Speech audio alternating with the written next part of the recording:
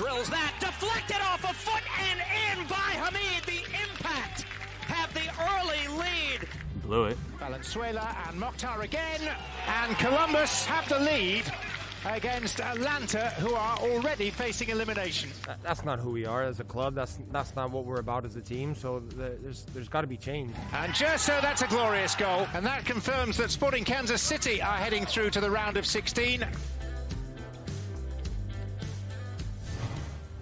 So much has been decided in the last 24 hours for our knockout stage presented by Audi. The Columbus Crew picking up all 9 points, outscoring their opponents 7-0. They are moving on. Toronto FC will also have their spot in the round of 16. DC's loss last night securing their spot at the top of Group C. Second in Group C, Bruce Arena and the New England Revolution. They will also be in the knockout stage. Now, as for who's packing their bags and leaving Orlando, perhaps the most surprising team, Atlanta United, who was unable to get a goal across all 3 games in this competition. Frank DeBoer and company has some decisions to make when they return. Atlanta United, along with DC United, is eliminated. They failed to get the lead in any of the 3 games, despite the 4 goals that they picked up in this tournament. Robin Fraser and Colorado also just wasn't enough. This was a team touted by many to perhaps be the underdog, the darlings, the Cinderellas in this MLS's back tournament. We saw some promise from Colorado, but it simply was not enough. These are the teams that you will be seeing in the round of 16. Real Salt Lake, Minnesota, LAFC, of course, and Sporting Kansas City, who just wrapped up their match a few moments ago. But we will need the next 24 hours to kind of decide where they will land.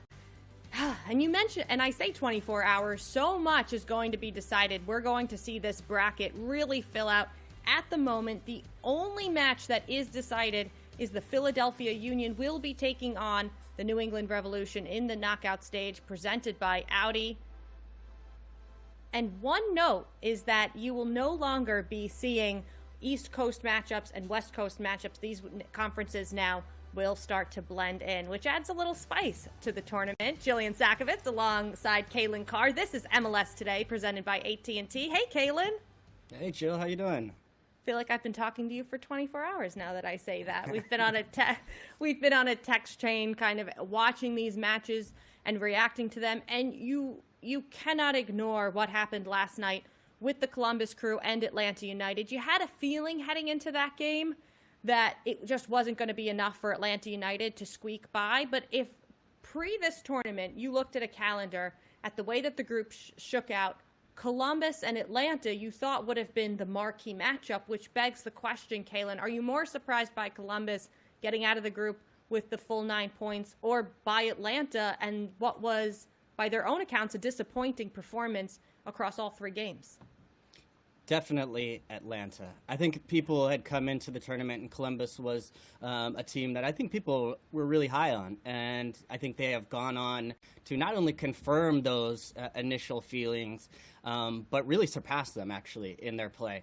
And last night wasn't necessarily the best performance for them, but still, you have to say they are far and away deserved winners of that group. But yeah, Atlanta United has been the shock of the tournament in not the right way. And the fact that they haven't even scored a goal is incredible. And I came on with Susanna on the show yesterday, and we were talking, and we said, hey, look, this team is playing backs against the wall a little bit, maybe to get through or to try and find some help, but really for pride. And we didn't see that reaction from them. In fact, we saw quite the opposite. Columbus looked like they were sort of on a training ground experience, just kind of passing the ball around. I believe 22 passes leading up to their goal. And then, yes, you do see some type of response in the second half, but from Atlanta United. But yeah, just a really disappointing tournament overall. And the fact that they never even got a goal throughout would just tell you how deep the problems are right there right now. Yeah, anyone on that team will tell you that that was not the performance that they wanted to bring with them to Orlando, but now they've got themselves a good amount of time to head home and try to figure things out. We're going to talk so much more about that game and the other matches that have transpired over the last day or so. But some breaking news, Kaylin, some good news. The Charlotte crest has been unveiled. We are no longer calling them Charlotte 2021, now Charlotte 2022. This is Charlotte Football Club, their crest and their name unveiled today. And obviously the crown, a nod to the fact that Charlotte is known as the Queen City. What do you think? I like it. Yeah, I think, it's always nice when you go from those sort of just, the MLS logo, and then you start to see the actual brands take shape as you have with Austin and Charlotte. And I think, exciting announcement for that franchise. They've been waiting for a while for it, and they're going to have to wait a little bit longer with the adjusted expansion timeline. They're going to be a year later than originally expected, but as we have learned during these times, we have to adjust. And at least the fans there, the supporters for this new club, will have some gear to wear in the meantime. So congratulations to Charlotte FC. We're excited to see them in the league. Absolutely. And I'd be remiss to talk about expansion without just giving a little shout out to the professional soccer team that is going to come to Los Angeles in 2022 with the NWSL Angel City. We saw everyone from Mia Hamm to Eva Longoria, a who's who of an ownership group. So just want to give a quick shout out to them. And also, speaking of changes, the Columbus Crew in 1999 debuted Mafre Stadium. And at that time, it was the crown jewel of Major League Soccer. But Kaylin, that was over 20 years ago. And now it is time for MLS 2.0 to kick in for Columbus. Finally, when you see what they are trying to do, again, we hear about the push to a downtown stadium. You see these renderings. Do you think will be what Mafre was to the league and to U.S. soccer 2 decades ago? No, I'm going to miss Mafre and that old stadium, to be honest. It holds such a special place. But with everything that the Crew have been through over the past couple years, will they stay, will they leave?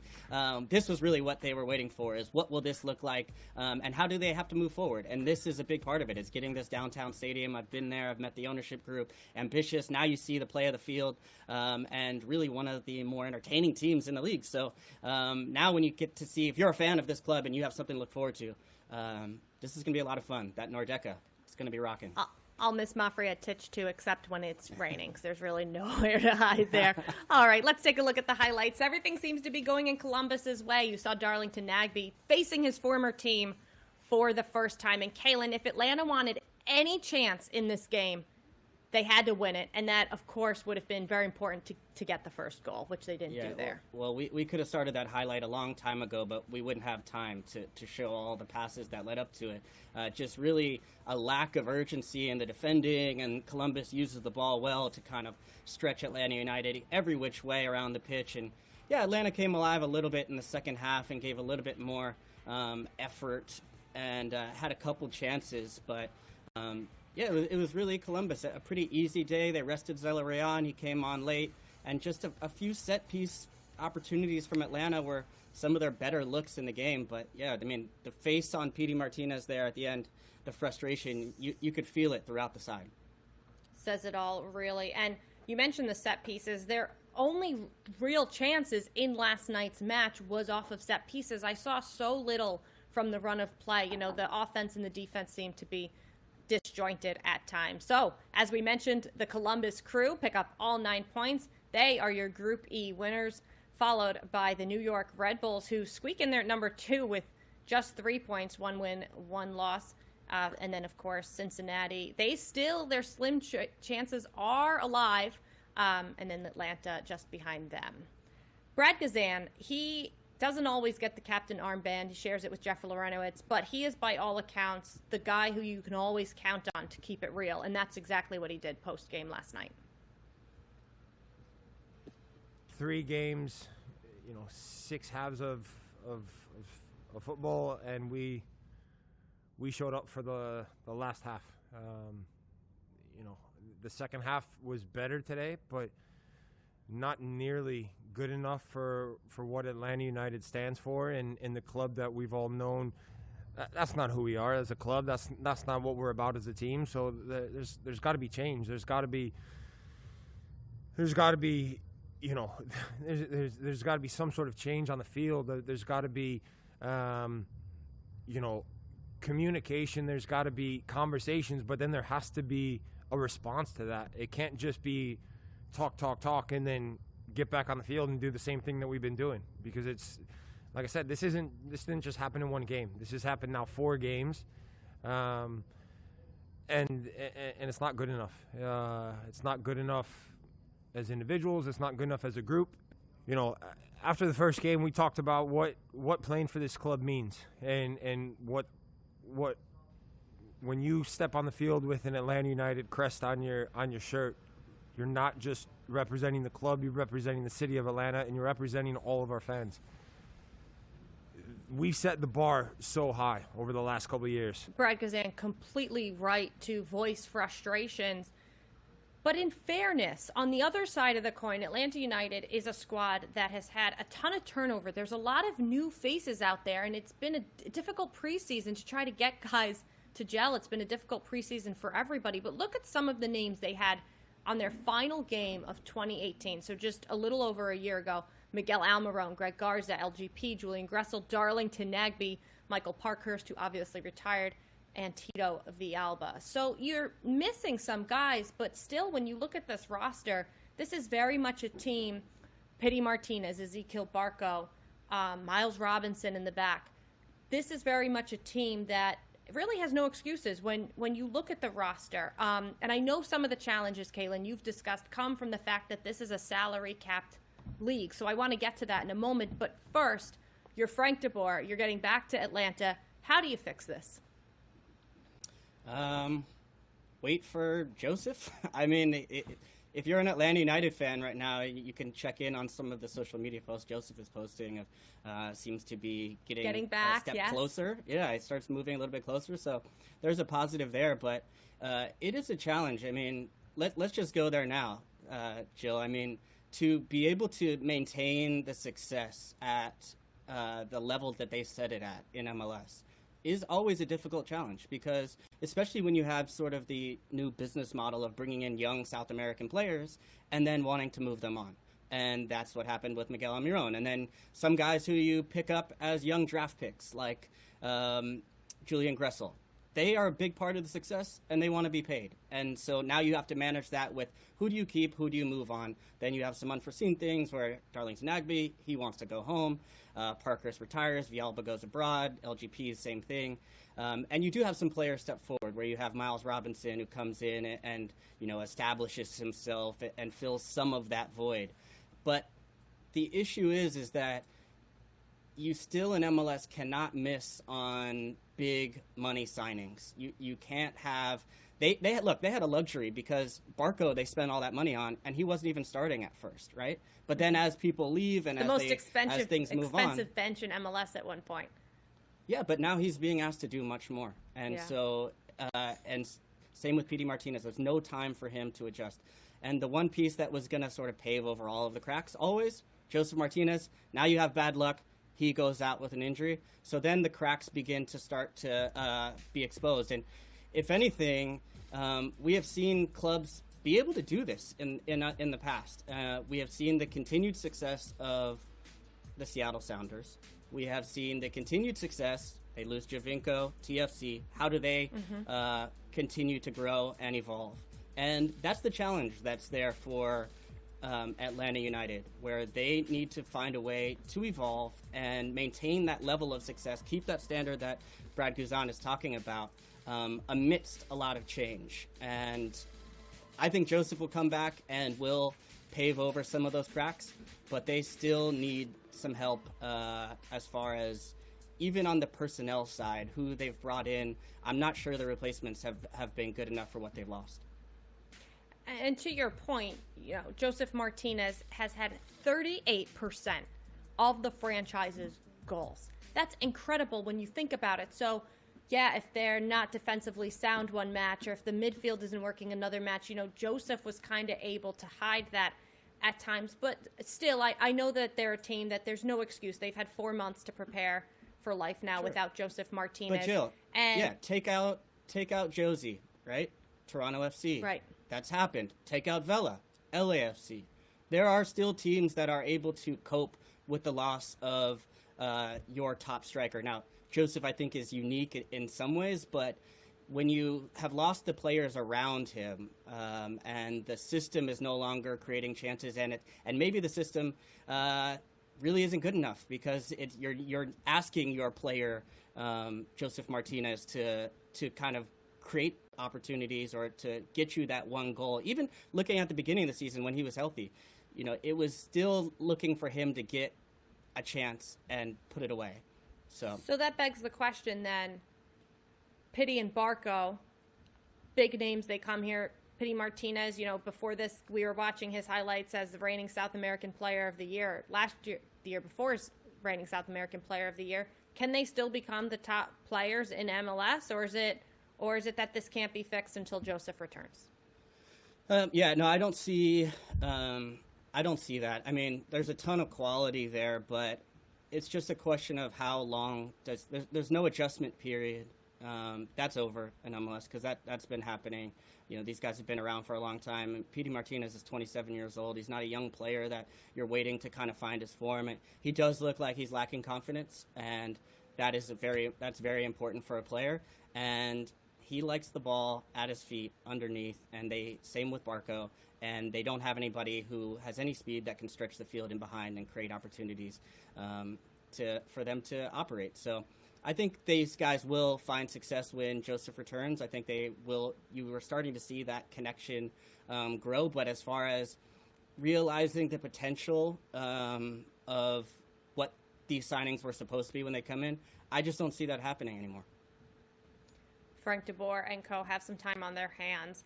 Now, the other team that must be feeling real good is, of course, Caleb Porter and the Columbus Crew. Now, it's been long known that Nagbe wanted to return to Columbus. He's from there. He has the connection with Caleb Porter. They won MLS Cup in 2015. Caleb Porter also coached him with the Akron Zips, where they won titles. And we say it over and over and over again, but there is no midfielder in Major League Soccer like Darlington Nagbe. Kaylin, last night, the guy connects 48% of his passes.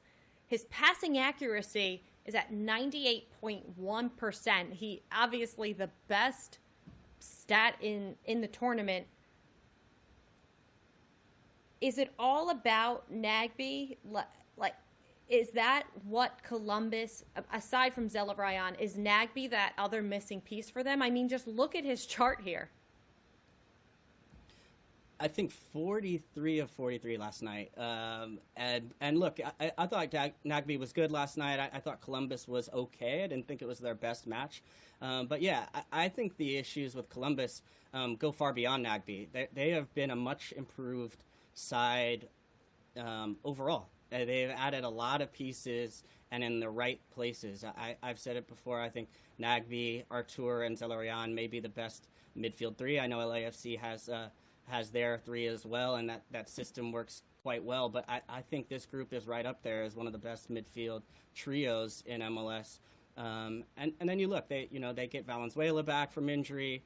They've Mokhtar. He just looked like he got hurt, but he's a player that's adjusting and getting stronger in MLS.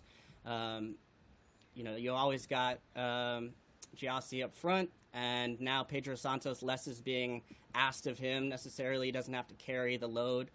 So this Columbus team has done a really good job overall. We know Porter is a good man manager and can get the team playing very well. And then Bezbachenko, coming from Toronto FC, we saw what he did with that franchise, coming back home to Columbus.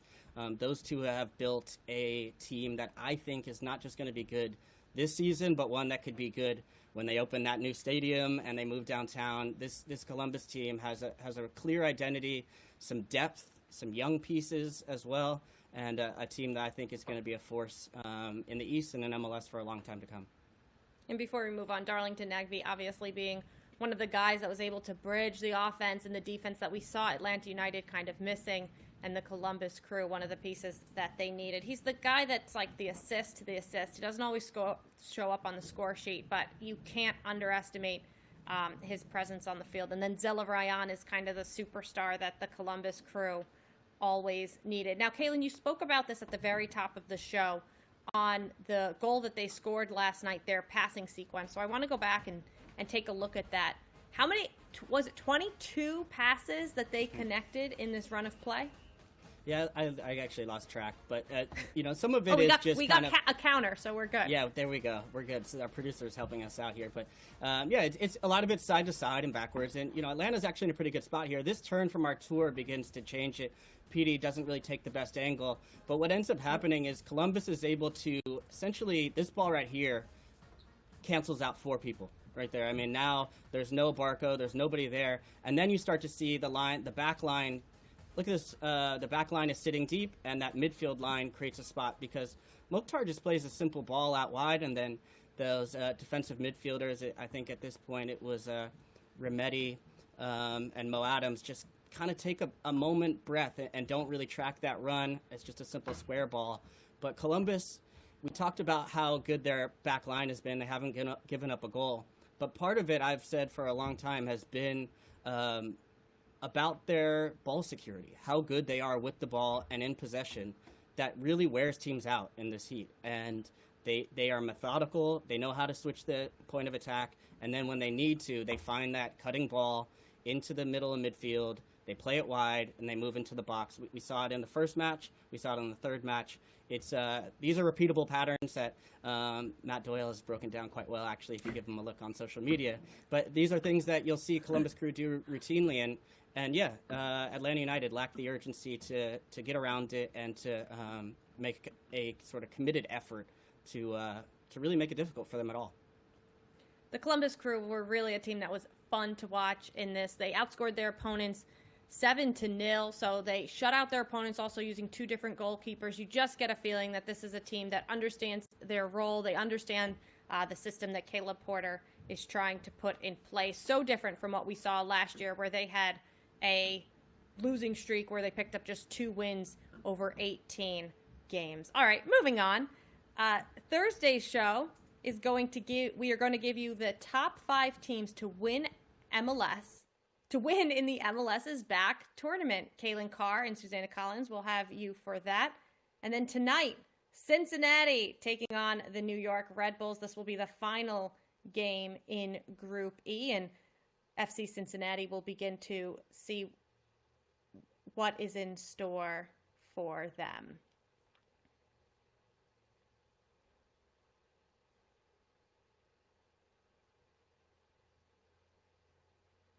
And we lost Kaylin Carr there for just a second, but we will find out what is going on with him.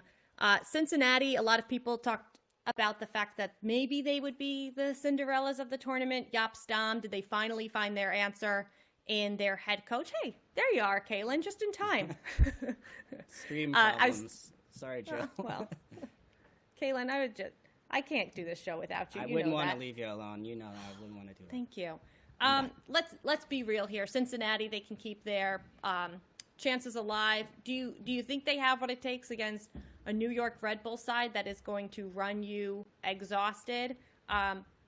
The one thing I would point out is that I have faith in Jaap Stam. He seems to be the kind of guy maybe that can corral a team to the players together in a rough way. And he hasn't, in fairness to him, he hasn't had a lot of time with his team. He gets hired mid-pandemic and then gets shipped off to Orlando to coach in a World Cup-style tournament. Well, yeah, we have to remember where FC Cincinnati is in this development process, right? And, I mean, they won a match against, a 10-man Atlanta United on a hot morning, and everyone was talking about, is this the best win in their franchise history? So I don't think it's fair to necessarily judge them and say, okay, yeah, can they be the Cinderella team? Can they go deep into the tournament? I just don't think that's where they're at in their process of development.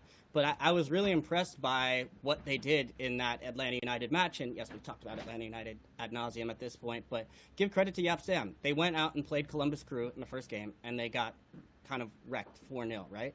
And so they make a very logical, pragmatic response and say, look, let's get behind the ball, let's defend, let's be hard to break down, and we'll take our chances through Joe Zhao or Frankie Amaya when we have our chance. And that's exactly what they did. They stuck to the plan. They didn't deviate it, even when they were a man up. And I really respect that, because what they're trying to do is build a foundation moving forward. They need to create some trust. some belief, and they need to get results. And this is a regular season, right? So this third match counts for a regular season. We heard Thierry Henry say that yesterday as well. So I think they will take a very similar approach in this match against New York Red Bulls. The problem is that's going to suit the Red Bull. That's going to play to their strength, because if they open it up against the Red Bull, I think that's not a game that Cincinnati at this point is able to play. But if they kind of sit back and hold, and then comes New York Red Bull with that press, if they make any mistakes, the margin for error is very small in this one. So they're going to need to play a near perfect game, in my opinion, to be able to get a result or get through to the next round. But I think when you're judging FC Cincinnati, you should look at the progress, the foundation that Jaap Stam is doing. I think it's going to start defensively. They've got some nice pieces going forward. But I think they're going to have to take a pretty defensive stance against New York Red Bulls, which is going to make for a tough matchup, I think, for a team that is also very eager to get a result and get through.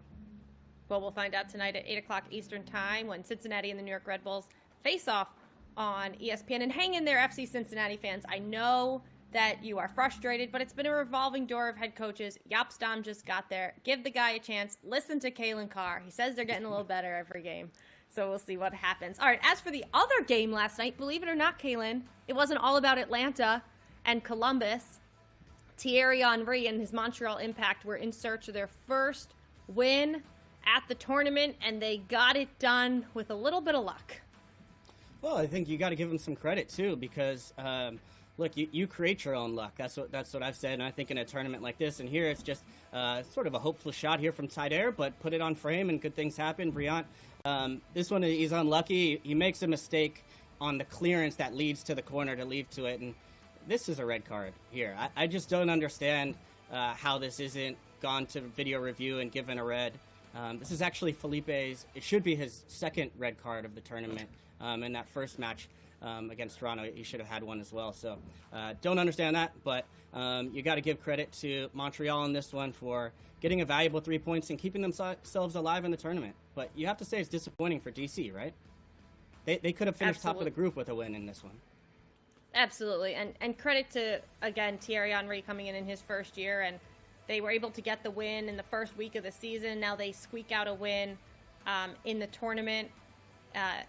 So credit to Thierry Henry and the Montreal Impact. This is how those standings now shake out. As we mentioned at the top of the show, TFC and New England are all locked up. We will see if Montreal can get in with other factors. And here's who is in, but we are awaiting where exactly they will shake out. Real Salt Lake, Montreal, Chicago, and New York City FC. Yeah, you got to look at the teams really that still have a match left. Yeah, Say it again, I think Caleb? You got to look at the teams that have a match left, right? I mean, Chicago and Cincinnati and Houston all have matches still to play. Houston's going to be going against a Galaxy side that obviously looked pretty bad against LAFC and will not have Chicharito, so I think that bodes well for them. But yeah, Montreal has given themselves a chance, and there will be a lot of teams sort of waiting with bated breath to see it. Hopefully these teams, or hope they get some results that go their way, but still a lot to play for. Absolutely, but one team who it just could not go their way was DC United. Let's hear from them after the match when they knew they would be departing Orlando. Blew it, we put ourselves in a chance to win the group or to advance, and we needed to win, and we lost. So that we're not happy about it, and we're going home tomorrow, so it is what it is. Do you think that you have your team's identity set, and are you happy or content with that aspect of it? You mentioned needing. No. Could you expand on that a little bit? Is it more than just new faces maybe? Is there something deeper that you want to change? No. Only answer me in yes or no's for the rest of the show. I was gonna say, yeah, I already left the stream, but I feel like Benny wanted to leave as well. Ben Olsen, one of the talking points that's kind of surfaced is his lineup choices. Federico Higuain, big name, the superstar. Now he's kind of gotten this new name of the super sub. What do you make of Ben Olsen's lineup choices? I don't think he had much of a choice. I don't think there were a lot of great options for him when he was looking at building out that midfield. You see that midfield block of three with Felipe, Moreno, and Canals. And look, they had to take a little bit more of a defensive approach or find three guys that were going to kind of make it tough in the middle of the midfield. But they, the question is there was no way that I had sort of asked the question earlier to be like, can Pipa go from the start? But he's getting older. He's coming off an ACL injury, and he was not ready to go from that point. The bigger issue is they just really haven't been able to create dangerous opportunities going forward throughout the tournament. I think the back line was solid. I thought the two center backs, albeit for a mistake from Briant, had good tournaments. They were dangerous on set pieces. They put a lot into it. You can never question the character of this group. But they just lacked being dynamic. They don't really have a dynamic piece. Flores was hurt in this one, which also hurt the lineup choices. They really weren't able to find any creativity until Higuain came on late, and then they miss Areola as well, because he's the one piece where you're saying he can get behind. They haven't figured out how GERSO plays. He's the type of player that, as we saw in Atlanta needs mobile pieces around him, and he can provide service from there. But if he's looking up and there's not a lot of mobile pieces around him that are going to be able to make dangerous runs or threatening runs in behind or creative runs even, it just looks a little bit static. So I think DC United, they put a lot into the tournament, didn't get a lot out, but I think they're going to go home and have some questions as far as, can they get healthy? And can they make one or two moves potentially in the transfer window to strengthen the side, add a little bit more dynamism to their attack? Because that part still looks missing for me. And Pipa Higuain was not brought in to save DC United. He's brought in to be a nice piece to help, and we saw you can do that. But so much of it can't fall on his shoulders to come in late in games and change things in their attack. No doubt that they're missing Paul Arriola, who's out for the season with an ACL tear. I remember last year when I covered DC United a couple of times, Paul Arriola played 6 different positions for them last year. And I'm not saying that would have been his role this year, but you miss that kind of guy who just understands the system and understands Ben Olsen and everything he's trying to do. All right, let's discuss this morning's matchup. Real Salt Lake taking on Peter Vermes and Sporting Kansas City. Players taking a knee in a nod to Black Lives Matter. Been loving to see the conversation continue to go on in this MLS's back tournament. SKC making Peter happy right off the top. Johnny Russell gets the first goal, and what would prove to be one for not quite some time in this one. Yeah, well, it's just kind of bouncing around the box, and Salt Lake is chasing it, but it just does. The bounce doesn't go their way. They're not able to get it out, and credit Johnny Russell for being active, alive, early in the morning and taking his chance there. It got off to a very good start for Sporting Kansas City. In the beginning of the game, I thought it had some good life. It was going well, and I did think that Real Salt Lake missed Rusnak. We'll have to monitor his injury. He is such an important player for them. But I think Sporting Kansas City, although they haven't played their best in the tournament, I think they're a team that's going to grow and has shown really bright moments that I think they can make a deep run. Absolutely. And then GERSO, we were looking at a chance. Sorry, that was Timilia's save.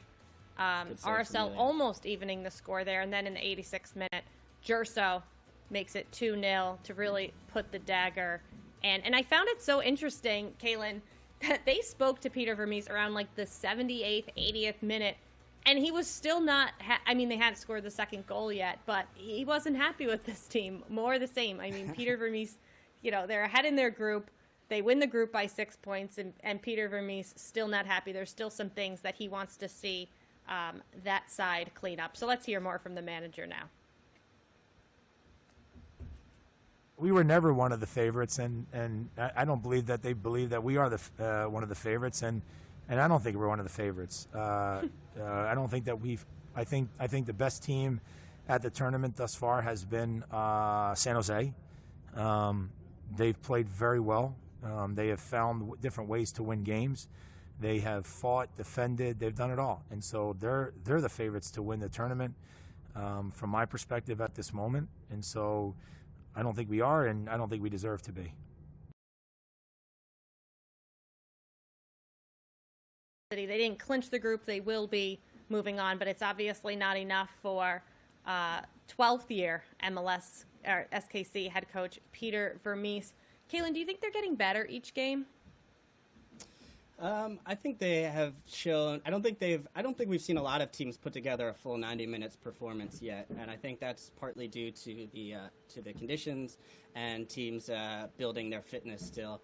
I think it's interesting that Vermes is saying that they're sort of tampering expectations for his group, because when you look at them on paper, they are a very talented side, a very experienced side, and then they've added Pulido, who I think has been one of the best, or will be one of the best strikers in MLS, and he's already showing it in spurts. So I like that he's tempering it down. I think it was kind of funny during the match that people were saying, like, oh, well, why is he so upset?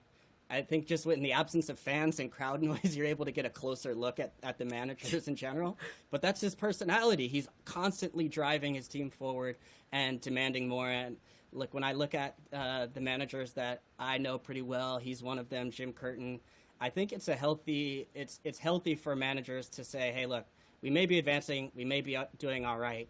Deflect, put it on other teams, put the pressure on other teams, and be critical, self-critical of your team, because, you want these teams to understand that they can improve. So, but yeah, that's such a good point, because on the sideline, and Kaylin, you know better than anyone as a former player, managers are very rarely happy during a game. You know, they're always yelling at their guys. They want more. And it's not your own team, it's the ref. The ref, yeah. Sometimes the sideline reporter, like, get out of my way, stop talking to me. Exactly. But it is an interesting look now that the fans are getting that without all the fanfare and the smoke and all the hoopla going on, that aside from what's going on the pitch, the camera is going to pretty much just cut away to the coach. I know I was enjoying a little bit last night, Caleb Porter going back and forth with the fourth official. That happens all the time, and people don't always see it. So it is giving people another perspective into what really goes on. And the water breaks as well. It's hard because they have to use the bleep at times, and that's just a reality of professional sports, but it's hard to hear a little bit in there. But we've seen, I think the post water break interviews have been a cool little added element. And look, if you look around the world, the managers we're tossing the press conference sound every day. We see Ben Olsen frustrated. We see we get to talk to Thierry Henry. So I think when you look at MLS and the profile growing, managers are personalities. They're a part of this as well. And in the absence of fans, it's only going to put the spotlight more on managers. Tonight, Kaylin, I have to ask you as we move on from Sporting Kansas City and Real Salt Lake, Minnesota, they've already clinched, but they could take the top seed. You're Minnesota. They are so missing Ike Opara in this tournament.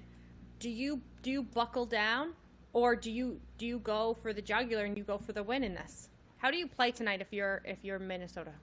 Well, you have to go for it, and especially in a tournament setting, because it's all about momentum. And the team that Vermes brought up, that he highlighted as the best team in the tournament, is San Jose. And what do they have? A ton of momentum, a ton of belief. And I think it's important to end the group stage well. And then when you add into the idea that there's probably going to be a regular season after this, right? And these are the point in the knockout rounds, that's not going to count towards the regular season. So this is a chance for 3 points. And we don't know how long, if it's going to be a condensed regular season, what it's going to be. So those 3 points may be magnified.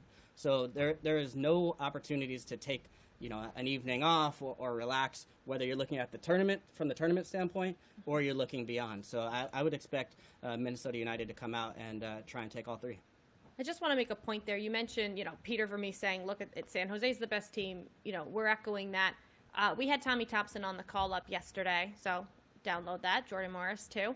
But he could not stop raving. And we hear it all the time about Matias Almeida and how he just has these guys believing.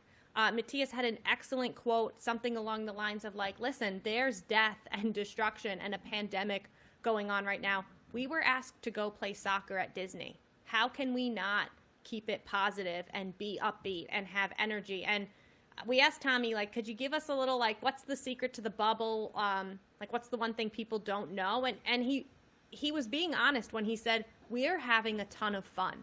Like, life in the bubble is good. And we have not heard guys say that a lot. I'm sure maybe it's better than they thought. But I really think that the fact that San Jose is there kind of living a dormitory college lifestyle and they're enjoying themselves as teammates and they're bonding is what's making the difference in this type of tournament where you have to get over things like the heat and a weird schedule. So I just want to make that point on San Jose because a good attitude, you know, in life goes a long way, and we're seeing it pay dividends for San Jose and of course, the talent and depth that they have and an excellent head coach. Okay, as for who is playing tonight, let's take a look at those teams. FC Cincinnati attempts to keep their round of 16 hopes alive as they take on the New York Red Bulls and Chris Armas. That's at 8 o'clock. It's a doubleheader because after that, as we talked about, Minnesota playing for the top seed as they take on the Colorado Rapids, who will try to play spoiler. And if we know anything about Robin Fraser, he will still have his guys going out there tonight playing for pride. Well, that does it on today's edition of MLS Today, presented by AT&T. Susanna Collins and Kaylin will be back with you tomorrow. I'm Jillian Sakovitz along with Kaylin Carr. Thank you for watching and have a great day.